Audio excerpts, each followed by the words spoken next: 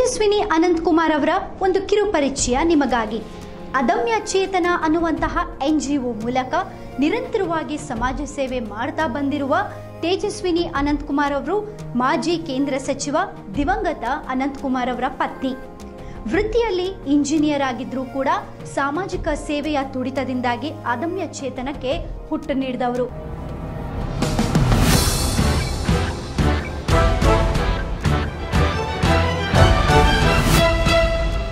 ಮಾಜಿ ಕೇಂದ್ರ ಸಚಿವ ಅನಂತಕುಮಾರ್ ಅವರ ನಿಧನದ ನಂತರ ತೆರವಾದ ಬೆಂಗಳೂರು ದಕ್ಷಿಣ ಲೋಕಸಭಾ ಕ್ಷೇತ್ರಕ್ಕೆ ಬಿಜೆಪಿ ಅಭ್ಯರ್ಥಿ ಯಾರು ಅನ್ನುವ ಪ್ರಶ್ನೆ ಎದ್ದಾಗ ಉತ್ತರವಾಗಿ ಕಂಡವರು ತೇಜಸ್ವಿನಿ ಅನಂತಕುಮಾರ್.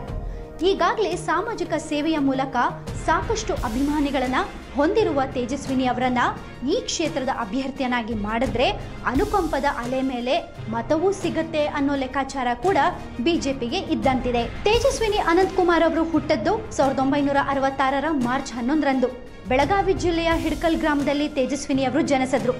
ತಂದೆ ಪ್ರಭಾಕರ್, ತಾಯಿ ಪ್ರತಿಭಾ ಅವರು.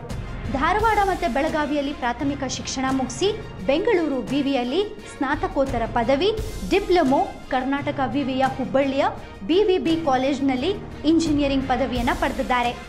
ಜೊತೆಗೆ ಎಲೆಕ್ಟ್ರಾನಿಕ್ಸ್ ಮತ್ತು ಕಮ್ಯುನಿಕೇಷನ್ ವಿಷಯದಲ್ಲಿ BE ಕೂಡ ಮಾಡಿ 1988ರಿಂದ 1993ರವರೆಗೆ ಸಾಫ್ಟ್ವೇರ್ ಇಂಜಿನಿಯರ್ ಆಗಿ ಬೆಂಗಳೂರಿನ BMS ಮತ್ತು ಧಾರವಾಡದ SDM ಕಾಲೇಜುಗಳಲ್ಲಿ ಉಪನ್ಯಾಸಕಿಯಾಗಿ ಕೂಡ ಹೀಗೆ ವಿವಿಧ ವೃತ್ತಿಗಳನ್ನು ಮಾಡಿದ್ದಾರೆ. 1989ರಲ್ಲಿ ಅನಂತಕುಮಾರ್ ಅವರೊಂದಿಗೆ ತೇಜಸ್ವಿನಿ ಅವರು ವಿವಾಹವಾಗ್ತಾರೆ. ದಿವಂಗತ ಅನಂತಕುಮಾರ್ ಹಾಗೆ ತೇಜಸ್ವಿನಿ ಅನಂತಕುಮಾರ್ ಅವರಿಗೆ ಇಬ್ಬರು ಹೆಣ್ಣು ಮಕ್ಕಳು. 1990ರಲ್ಲಿ ಏರೋನಾಟಿಕಲ್ ಡೆವಲಪ್ಮೆಂಟ್ ಏಜೆನ್ಸಿಯಲ್ಲಿ ವಿಜ್ಞಾನಿಯಾಗಿ ಕೂಡ ತೇಜಸ್ವಿನಿ ಅನಂತಕುಮಾರ್ ಅವರು ಕಾರ್ಯನಿರ್ವಹಿಸುತ್ತಿದ್ದರು. 1998ರಲ್ಲಿ ಅದಮ್ಯ ಚೇತನ ಸ್ಥಾಪನೆಯಾಯಿತು. ಅತ್ತೆ ದಿವಂಗತೆ ಗಿರಿಜಾಶಾಸ್ತ್ರಿ ಅವರ ನೆನಪಿಗಾಗಿ ಆರಂಭಿಸಿದಂತಹ ಈ ಸಂಸ್ಥೆ ಬಡವರು, ಅಶಕ್ತರ ಸೇವೆಯನ್ನ ಆದ್ಯ ಉದ್ದೇಶವನ್ನಾಗಿಸಿಕೊಂಡಿದೆ. ಈ ಸಂಸ್ಥೆಯ ಮೂಲಕ ಹೆಣ್ಣು ಮಕ್ಕಳಿಗೆ ಔದ್ಯೋಗಿಕ ತರಬೇತಿ ಕೊಟ್ಟು ಅವರನ್ನ ಸ್ವಾವಲಂಬಿಗಳನ್ನಾಗಿ ಮಾಡುವ ಕೆಲಸ ನಡೀತಾ ಇತ್ತು. ಹೀಗೆ ಶುರುವಾದ ಅದಮ್ಯ ಚೇತನ ನಂತರ ಅನ್ನ, ಅಕ್ಷರ, ಆರೋಗ್ಯ ಅನ್ನುವಂತಹ ಧ್ಯೇಯವನ್ನ ಇಟ್ಕೊಂಡು ಅದರ ಸಾಕಾರಕ್ಕಾಗಿಯೇ ತಮ್ಮನ್ನ ತಾವು ತೊಡಗಿಸ್ಕೊಂಡ್ರು. ಸುಮಾರು 2 ಲಕ್ಷಕ್ಕೂ ಹೆಚ್ಚು ಬಡ ಮಕ್ಕಳಿಗೆ ಉಚಿತವಾಗಿ ಮಧ್ಯಾಹ್ನದ ಬಿಸಿ ಊಟ ಕೊಡುವಂತಹ ಕೆಲಸವನ್ನ ಶುರು ಮಾಡಿದ ಅದಮ್ಯ ಚೇತನ ಸಾಕಷ್ಟು ಜನರ ಶ್ಲಾಘನೆಗೆ ಕಾರಣವಾಯಿತು. ಈ ಎಲ್ಲಾ ಸಾಧನೆಯ ಹಿಂದೆ ತೇಜಸ್ವಿನಿ ಅನಂತಕುಮಾರ್ ಅವರ ಅವಿರತ ಶ್ರಮ ಕೂಡ ಇತ್ತು. ಅದಮ್ಯ ಚೇತನದಲ್ಲಿ ಮಕ್ಕಳಿಗೆ ಬಿಸಿಯೂಟ ತಯಾರಿಸೋಕೆ ಜೈವಿಕ ಇಂಧನ ಬಳಸುವ ಮತ್ತೆ ಆಹಾರ ತಯಾರಿಸೋಕೆ ಬಳಸುವ ತರಕಾರಿ ಇತ್ಯಾದಿ ತ್ಯಾಜ್ಯ ಪದಾರ್ಥಗಳಿಂದ ಸಾವಯವ ಗೊಬ್ಬರ ತಯಾರಿಸುವ ಯೋಜನೆಗೂ ಕೂಡ ತೇಜಸ್ವಿನಿ ಅನಂತಕುಮಾರ್ ಅವರು ನಾಂದಿ ಹಾಡಿದ್ರು.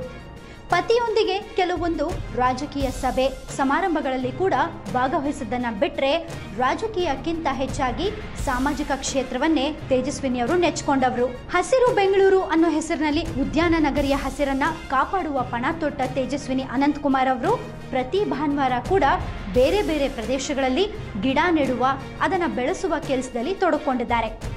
ಆದರೆ ಶ್ವಾಸಕೋಶದ ಕ್ಯಾನ್ಸರ್ಗೆ ತುತ್ತಾಗಿ ಪತಿ ಅನಂತಕುಮಾರ್ ಅವರು ನವೆಂಬರ್ 12ರಂದು ಅಕಾಲಿಕ ಮರಣವನ್ನು ಅಪ್ಪಿದ ನಂತರ ಪತಿಯ ಕ್ಷೇತ್ರದಲ್ಲಿ ಅವರೇ ಚುನಾವಣೆಗೆ ಸ್ಪರ್ಧಿಸಬೇಕು ಅನ್ನೋ ಮಾತುಗಳು ಕೇಳಿ ಬರ್ತದೆ.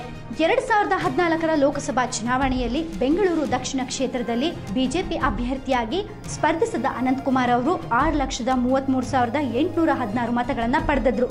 ಕಾಂಗ್ರೆಸ್ ಅಭ್ಯರ್ಥಿಯಾಗಿದ್ದ ನಂದನ್ ನೀಲಕೇಣಿ ಅವರು 4,05,241 ಮತಗಳನ್ನು ಪಡೆದಿದ್ರು. ಈ ಬಾರಿ ಕೂಡ ಕಾಂಗ್ರೆಸ್ನಿಂದ ನಂದನ್ ನೀಲಕೇಣಿ ಅವರೇ ಸ್ಪರ್ಧಿಸೋ ಸಾಧ್ಯತೆ ಇದೆ ಅಂತ ಹೇಳಲಾಗ್ತಿದೆ.